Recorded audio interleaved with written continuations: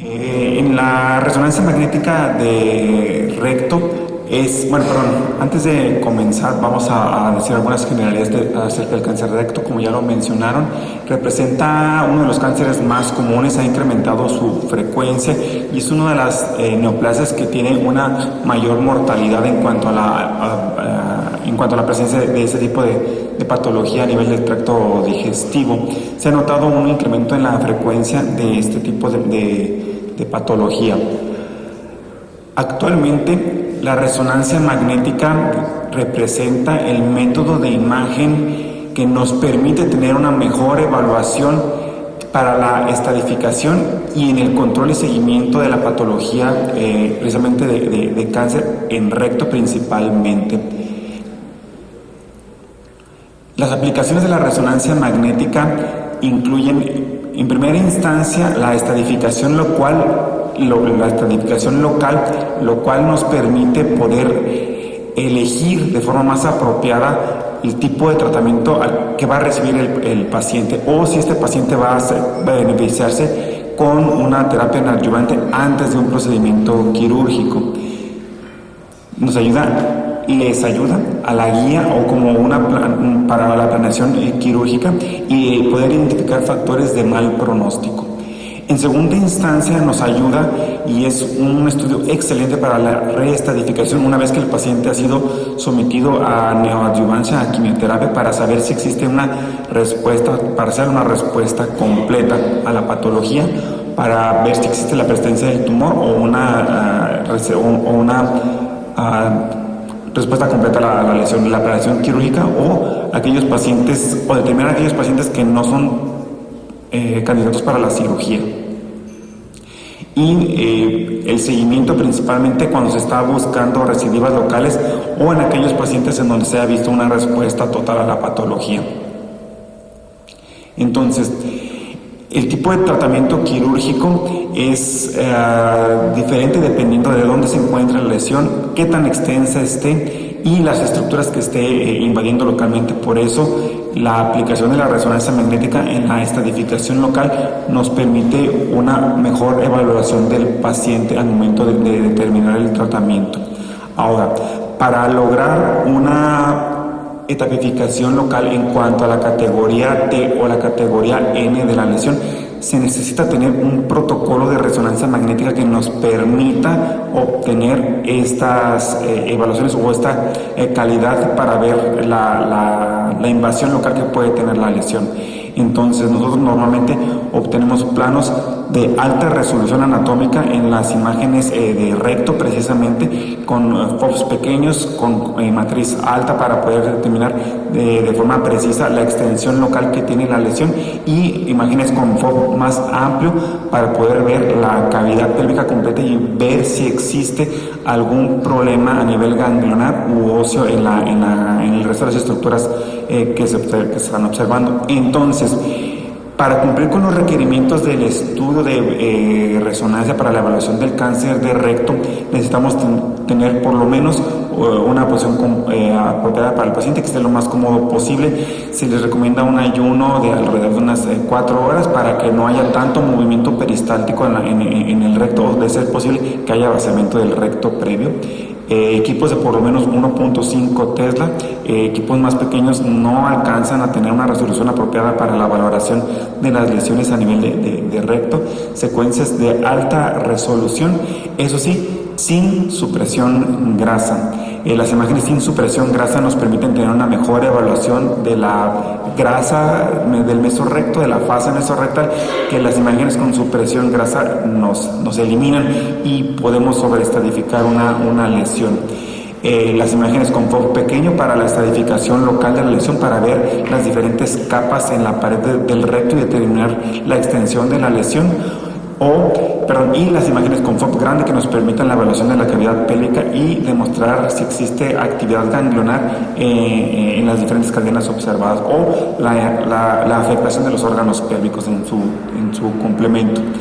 Se puede utilizar espasmolíticos un microenema sobre todo cuando se está reestadificando el paciente, y normalmente las secuencias de difusión las utilizamos en los pacientes para la reestadificación en donde ha habido neoadyuvancia, para saber si existe alguna lesión en la pared del recto que todavía persista con una gran singularidad y que pueda representar persistencia de la lesión. El medio de contraste se puede utilizar sobre todo en la reestadificación o en búsqueda de recidiva de la tumoración. No es no es tan útil en la estadificación inicial, y sí es sumamente útil cuando se está valorando otro tipo de patología rectal, específicamente cuando se está valorando procesos infecciosos o fístulas perianales. Son indispensables tanto las secuencias contrastadas como otro tipo de secuencias adicionales. Tenemos una imagen, un esquema y una imagen anatómica en donde podemos observar la muscular propia del recto como esta fina banda hipointensa u obscura que se encuentra rodeando todo la región anatómica. Vemos la mucosa, que es la línea que está rodeando la luz del recto, y el espacio submucoso, que es la parte más hiperintensa de la región. Podemos ver la grasa del mesorrecto y las fascias mesorrectales rodeando este tipo de lesiones. Así como otra imagen donde es más fácil determinar la pared del recto, la muscular propia, la submucosa y la mucosa propiamente. La luz es la parte más intensa, la parte más blanca que se observa aquí en el centro del recto. La grasa mesorrectal es toda el área hiperintensa que está rodeando el recto per se, y la fase mesorrectal es una fina banda hipointensa que rodea la grasa alrededor. Podemos observar algunos pliegues, los pliegues peritoneales, que son indispensables para la valoración, para saber si existe extensión más allá de la región pélvica hacia el peritoneo. Normalmente en la imagen sagital los podemos observar más anatómicamente. En el varón casi siempre se encuentran al nivel de las vesículas seminales, mientras que en la mujer lo vamos a encontrar normalmente el pliegue peritoneal a nivel del endón ítmico cervical. Es importante valorar el resto de las estructuras a nivel del espacio tanto retrorrectal como presacro para saber si existe extensión hacia las regiones, los trayectos vasculares y los ganglios a este nivel, así como la extensión local o por contigüidad. Es importante determinar el canal del canal anal y los músculos del esfínter para la valoración completa, así como determinar la distancia a la que se encuentra la lesión de acuerdo a la situación del margen anal y del esfínter anal interno, para determinar la altura a la que se encuentra este tipo de lesión o la profundidad a la que se encuentra la lesión. Y una imagen sumamente importante es el corte transversal, en donde nos va a permitir hacer precisamente la estadificación local de la lesión. Mientras la lesión esté tocando o infiltrando la pared, la muscular propia, dependiendo de la distancia que tenga la lesión fuera de la pared como tal, nos va a determinar la estadificación en la etapa T3. Es de acuerdo a la extensión que presente la lesión por fuera de la pared, y cuando se encuentra en etapas más tempranas, cuando no hay involucro de la pared muscular propiamente. Y otro punto muy importante es cuando es determinar la distancia que existe entre la fascia mesorrectal y la parte más cercana de la tumoración, porque ese es un factor pronóstico que nos va a permitir ver la posibilidad de recaída de las lesiones. Las técnicas quirúrgicas actuales permiten hacer resecciones con por lo menos 1 milímetro un poco más de 1 milímetro, entre 1 y 2 milímetros de distancia entre la fascia mesorrectal y la lesión, para poder garantizar que va a haber márgenes libres de la lesión.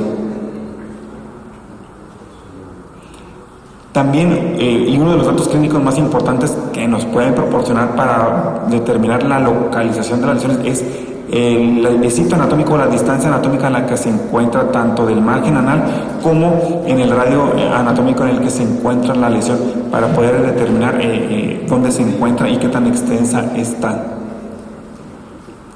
El determinar la integridad en las estructuras musculares, tanto del esfínter anal interno como del esfínter externo, para ver los planos interesfinterinos y ver si existe extensión de la lesión como tal. También es importante determinar si existe afectación de los trayectos vasculares pélvicos, lo cual puede hacernos pensar que puede haber lesión a otro nivel cuando estos trayectos vasculares se observan ensanchados o engrosados en comparación con el resto de los trayectos vasculares o de lo que normalmente se ve. Nos puede hacer pensar que este tipo de lesiones tiene invasión vascular y puede haber diseminación hematógena a otro nivel.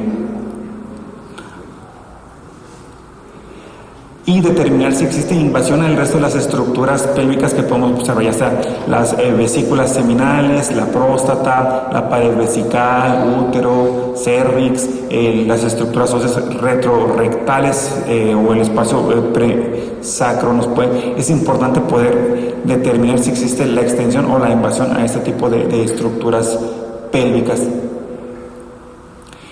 Y en cuanto a la valoración de los ganglios, ya es para terminar, es importante referir que de acuerdo al tamaño y las características de los ganglios es como vamos a determinar si existe la infiltración o la afectación ganglionar regional. Para hacer esto debemos determinar que hay tres cuestiones anatómicas en el ganglio que nos hacen pensar en la enfermedad ganglionar. El primero son los bordes irregulares, la señal heterogénea del ganglio y el aspecto redondo o la pérdida de la forma habitual del ganglio. Cuando un ganglio no tiene ninguno de esos criterios, ninguno de estos hallazgos, pero tiene un tamaño que supera los 9 milímetros, se debe considerar un ganglio patológico. Cuando tiene por lo menos 2 de los criterios y el ganglio mide por lo menos 5 milímetros, ya se considera un ganglio patológico. Y cuando el ganglio cumple los 3 criterios anatómicos de malignidad o de enfermedad, independientemente del tamaño, se debe considerar como un ganglio patológico. Y eso es todo.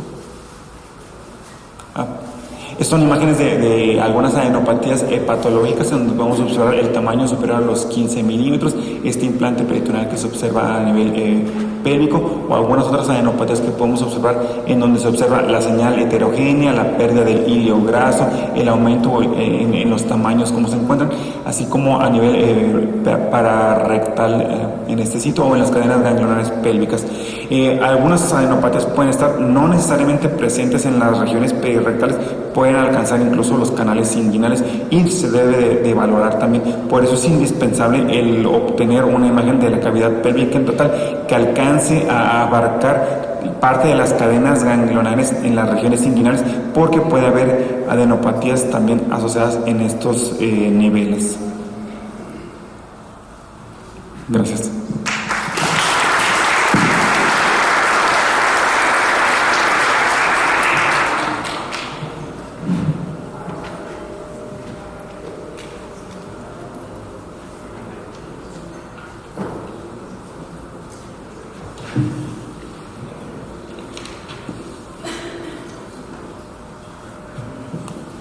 Es un placer presentarles al doctor Sandeep Lahoti. El doctor Lahoti en este momento actualmente es el jefe de los affairs clínicos del Departamento de Medicina Interna del Hospital Metodista, entrenado en la Universidad de Southwestern en Dallas. Tiene una amplia experiencia en endoscopía terapéutica, entrenado en Milwaukee, muchos años de experiencia en el MD Anderson. Actualmente está trabajando en el departamento de gastroenterología del Metodista y nos va a hablar el día de hoy de un tema que está agarrando mucho énfasis en las unidades de endoscopía en los Estados Unidos, que es la actualización y nuevos métodos de resección endoscópica de neoplasias del tubo digestivo. Sandeep, muchas gracias. Thank you for coming. Thank you. Thank you.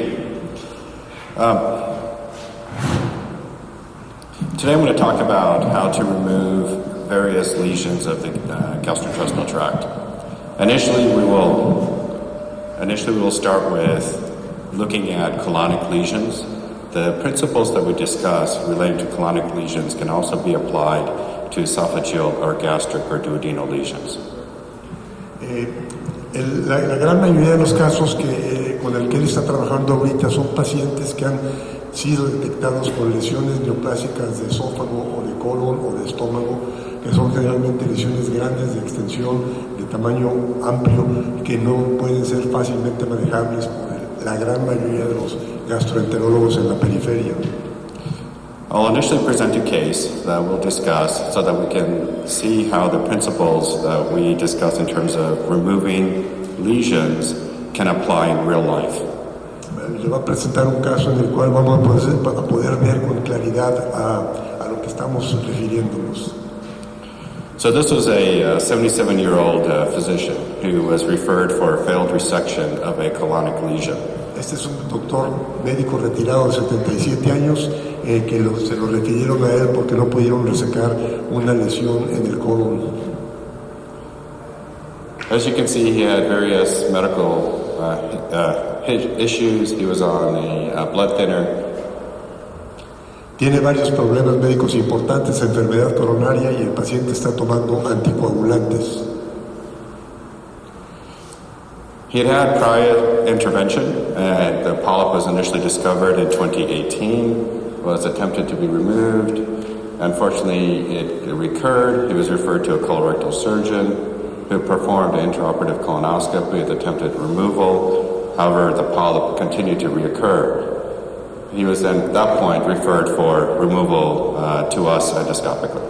Como se dan cuenta, el paciente ha tenido ya una gran incidencia de pólipos colónicos. En el 18 se le quitan varios pólipos pequeños que se removieron planos totalmente en el colon transverso. En esa ocasión hubo algunos que intentaron remover, que no pudieron, se refirió a un cirujano colorectal. En el 4 o 5 meses después tiene una colonoscopía intraoperatoria, se hace una resección endoscópica levantando la mucosa del colon y se hace una polipectomía en pieces. So this is the lesion. You can see it's a very flat lesion that encompasses several folds. It also has a depressed area within it. Esta es la lesión. Como se dan cuenta, es un pólipo totalmente plano. Esto es lo que actualmente se le denomina un tumor con diseminación lateral, que muchas veces es liso o es granular. Pero lo interesante de todo esto es que ven ustedes cómo abarca casi toda la superficie del colon. This is just looking at it with a different wavelength of light called NBI. We oftentimes will use this to determine whether or not there's cancer present within the lesion. Esta es la misma imagen endoscópica, pero usando imagen de banda angosta, que la empleamos para determinar si efectivamente con este tipo de definición podemos determinar si el paciente ya tiene cáncer.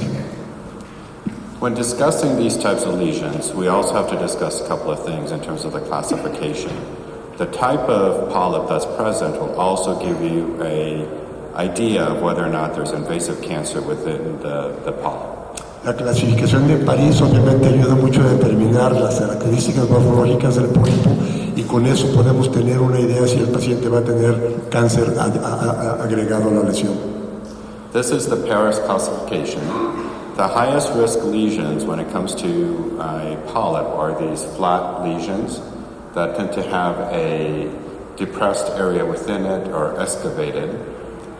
Volvemos a lo mismo, viendo la imagen de los diferentes tipos de la clasificación de París, podemos darnos una idea de cuál puede ser la involucración de mucosa o de submucosa de estas lesiones. Another thing that we look at is whether the polyp is granular or non-granular. Otra cosa que vemos es si el pólipo es granular o liso. If you look at this polyp, you can see how it is very smooth. This is a non-granular polyp. Este pólipo está muy liso y es un pólipo no granular. The non-granular polyps that are smooth tend to also have a higher risk of having invasive cancer. Los pólipos con la diseminación lateral que son lisos tienen mucho mayor incidencia de tener cáncer presente. So when it comes to resection of these lesions, these are the various options that we have available. Cuando vamos a determinar cómo resecar estas lesiones, esos son los puntos que tenemos que tomar en cuenta. Traditionally, they have gone to surgery, where we have to remove part of the colon. Tradicionalmente existe la cirugía en la que tenemos que remover parte del colon. Hopefully, by the end of this talk, I will present the data that will help us to realize that most of these patients should be sent to have their lesions removed endoscopically. El propósito de esta plática es tratar de demostrar que muchos de estos pacientes se pueden tratar endoscópicamente sin necesidad de cirugía. In terms of endoscopic techniques,